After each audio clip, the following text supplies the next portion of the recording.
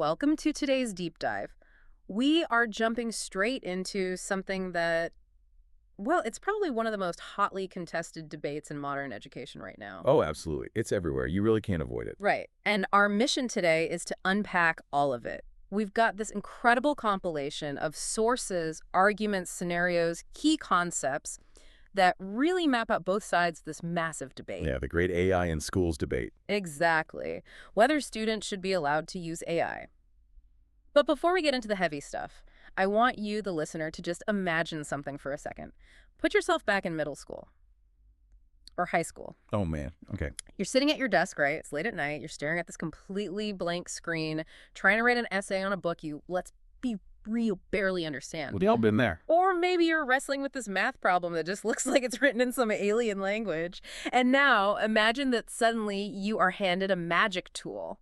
Like a literal magic wand for homework. Right, a tool that can instantly write that essay for you, or solve that algebra equation step by step, or even translate a foreign language perfectly in real time. It's wild to think about. It is, and it brings up the central question of our sources today.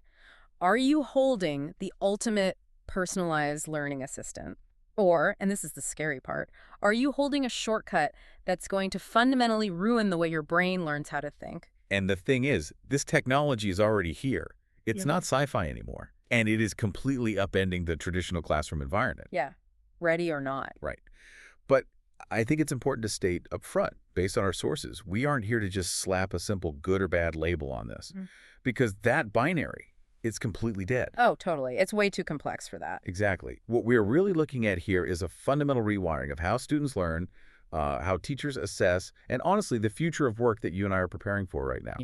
Right. And to really grasp why school board meetings are like turning into literal shouting matches over this, we have to start with the appeal, because the appeal is massive. It's undeniable. It really is. Our sources make this incredibly compelling argument for the pro-AI side, and it basically boils down to one word: access. Specifically, access to instant hyper-tailored explanations. Yes, because a student isn't just searching Google for, like, French Revolution causes anymore. It's way beyond that. They can literally type into an AI, explain the economic causes of the French Revolution to me like I'm a massive fan of Star Wars. Which is just, I mean, it's brilliant. Yeah. Because the system will instantly map the French aristocracy to the Galactic Empire. Right. And it'll map the starving peasants to the rebellion. It doesn't just hand the student this dry, boring Wikipedia article. No, it contextualizes the information into a framework that the student's brain already understands and actually likes. Yeah, and from a pedagogical standpoint, that is a game changer.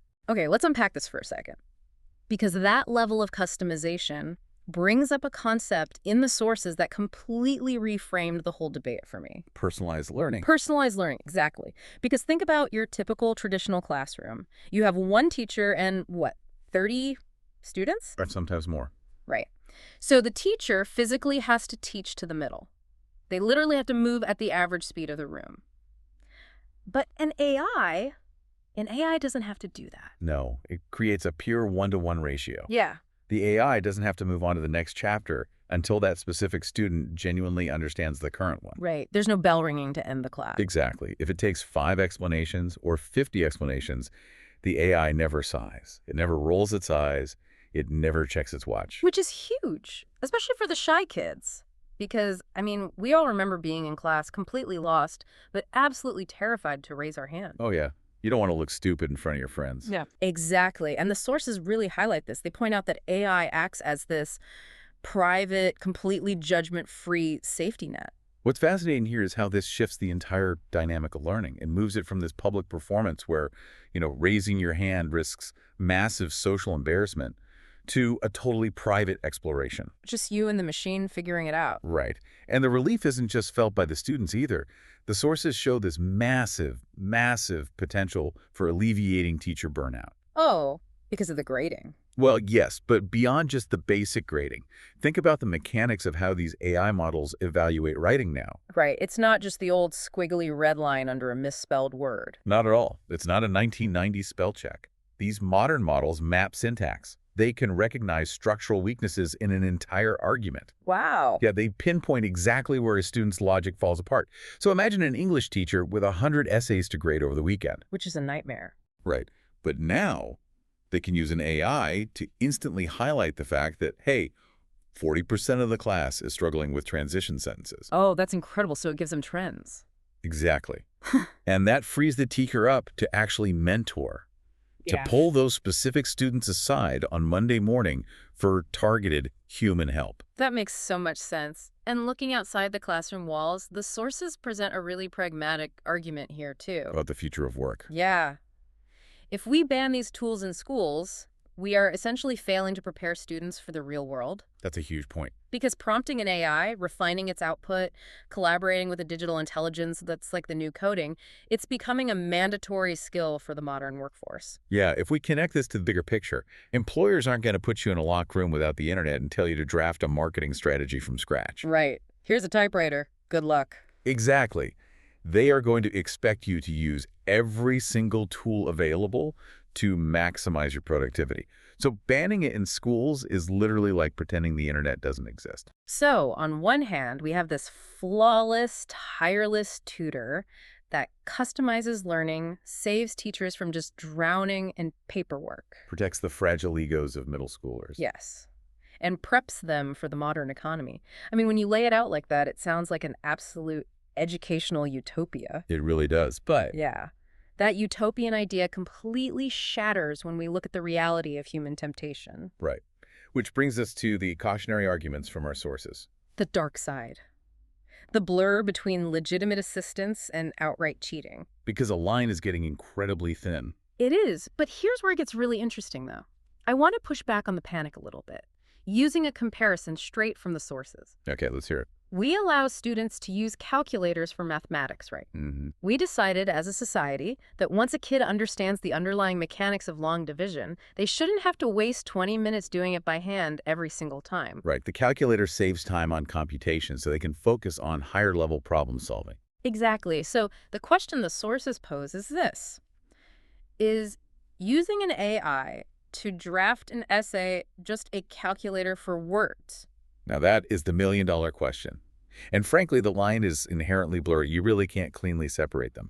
But, and the sources emphasize this, I would argue there is a profound difference between computation and synthesis. Okay, unpack that for me. What's the difference? Well, a calculator gives you an objective mathematical truth. You input 2 plus 2, you get 4. It's a universal fact. Right.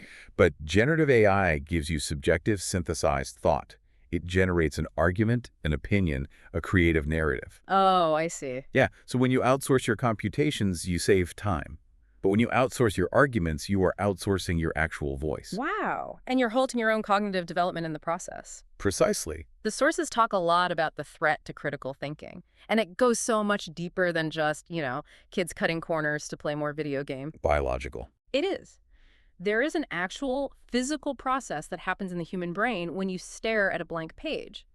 The cognitive science term for it in the sources is productive struggle. Productive struggle. I love that term. Right. Because when you are sweating over how to connect paragraph A to paragraph B, your brain is actively building and strengthening neural pathways. If a machine writes the essay for you, your brain just doesn't get the work out. The neural pathways simply don't form. It's the ultimate use it or lose it dilemma applied to cognitive development. The struggle isn't a barrier to learning. The struggle is the learning. That is such a crucial point. The struggle is the learning. And honestly, it's worse than just skipping the brain workout because, as the sources point out, the AI isn't even a perfect genius. Right, they're hallucinations. Yes, the sources bring up hallucinations, which, to be clear for anyone who hasn't heard that term, means the AI is just flat out inventing facts. Lying, basically. Extremely confidently, too. Yeah. So why does it do that? If it's so incredibly smart, why is it making things up? Well, it comes down to how the technology actually works under the hood. Large language models, LLMs, are not databases of truth. They don't know facts the way an encyclopedia does. They aren't just searching Wikipedia and pasting the answer. No, not at all. They are essentially hyper-advanced predictive text engines. They simply calculate the next most statistically likely word in a sentence. Like the autocomplete on your phone, but on massive steroids? Exactly like that. So if a student uses AI to generate a history paper without actually doing the reading themselves, the AI might confidently invent a historical battle that never even happened. Wait, really? It'll just invent a battle? Oh, completely. complete with fictional generals and dates, simply because those words statistically looked good together in a sentence about that era. That is terrifying. It is.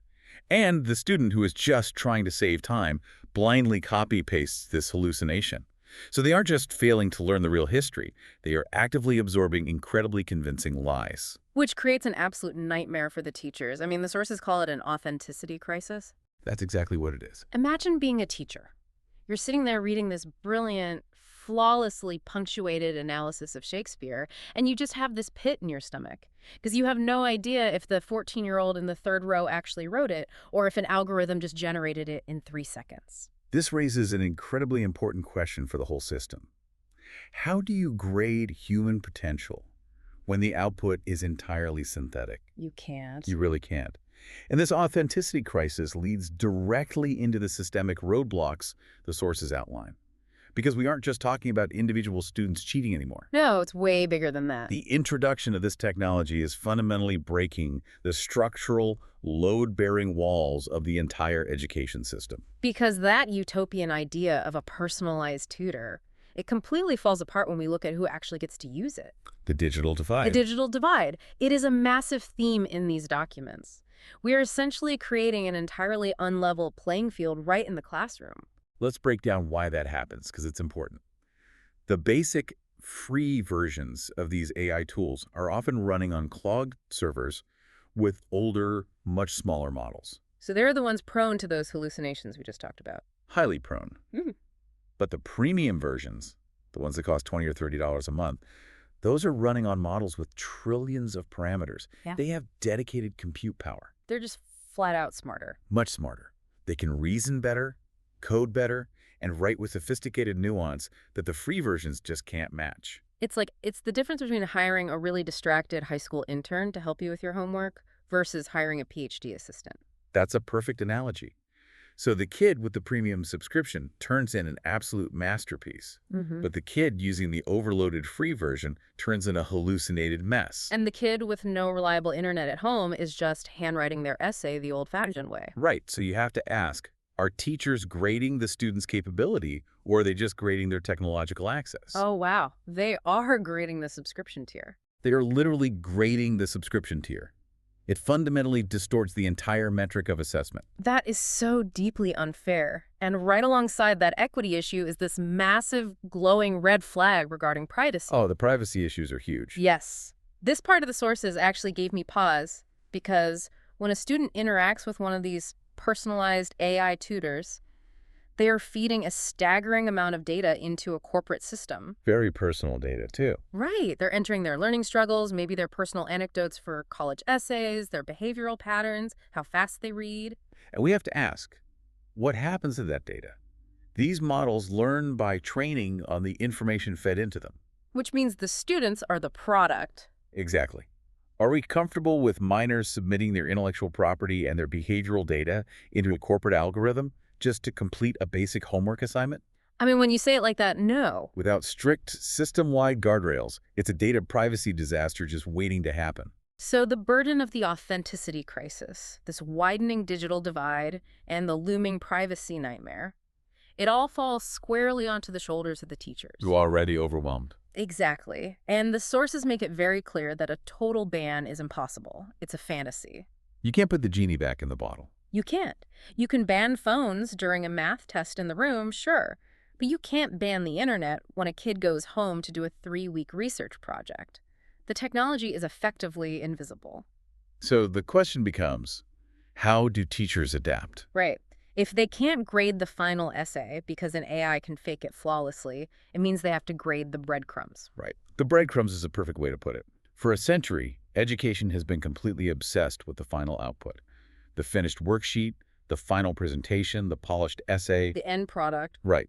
But to survive this shift, education must pivot to assessing the process. Okay, so what does that actually look like? Grading the outlines. Yes. Checking the version history in a Google Doc, for instance, to see if the student was actually typing and revising over a period of days, rather than a massive wall of text just miraculously appearing in a single second. Ah, I see. We're shifting to oral exams, where a student has to sit down and physically defend their thesis in person. Which you can't fake. If you used an AI to write your paper on the Cold War, but you can't answer a basic follow-up question about it in conversation, The teacher knows immediately. that makes total sense. The sources also mention flipping the classroom model on its head, which I thought was fascinating. The flipped classroom, yeah. Yeah, so instead of learning the lecture at school and doing the homework at home where the AI can just do it for them, they do the reading and the AI-assisted research at home. And Then they come into the classroom to do the actual writing and the problem solving in front of the teacher. that is brilliant. That localized, mentored approach forces the student to engage those critical thinking skills in real time. Right, because the teacher is watching them work. Exactly. It completely mitigates the risk of total dependence while still allowing them to use the AI as a really powerful tool for that initial discovery phase. So what does this all mean? Pulling everything together from our stack of sources today, the overarching takeaway seems to be that a balanced, highly structured approach is just non-negotiable. It's the only way forward. Yeah, because AI is an undeniably revolutionary tool. It can democratize personalized learning. It can explain the French Revolution through Star Wars, which is amazing. And it can save teachers from absolute burnout. Yes, but without a framework. Without a framework, it is a shortcut that will completely hollow out a student's cognitive abilities. We have to maintain a relentless, deliberate focus on the process of learning. The brain workout. Exactly. The human brain still needs to go to the gym. AI can lift the weights for you, but if you let it, your own intellectual muscles are going to atrophy. That is perfectly said. Which brings this right back to you listening to this deep dive, because this isn't just some abstract debate for a school board somewhere. No, it affects everyone. It really does, whether you are a student navigating a university assignment or a parent trying to figure out, how much help is too much help on your kid's homework. Or just a professional trying to stay relevant in a Yeah. rapidly shifting economy. Exactly. Understanding how to balance technological assistance with your own raw, messy human brain power is the defining challenge of our era. You have to learn how to use the tool without becoming the tool, Maintain your critical lens. and fiercely protect your capacity for original thought, especially when the algorithm makes it so incredibly easy to just outsource it. Absolutely. And I want to leave you with a final thought to mull over, building on everything we've explored today. Okay. We've talked extensively about how AI can act as the ultimate personalized 24/7 tutor, right? Right.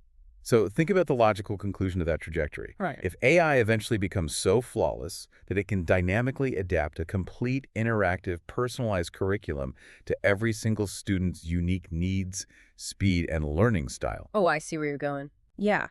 Will traditional schools as physical gathering places even need to exist in the future?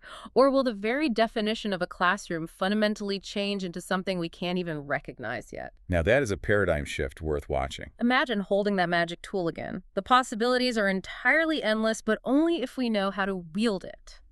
Thanks for taking this deep dive with us today. Keep questioning, keep thinking, and we will catch you next time.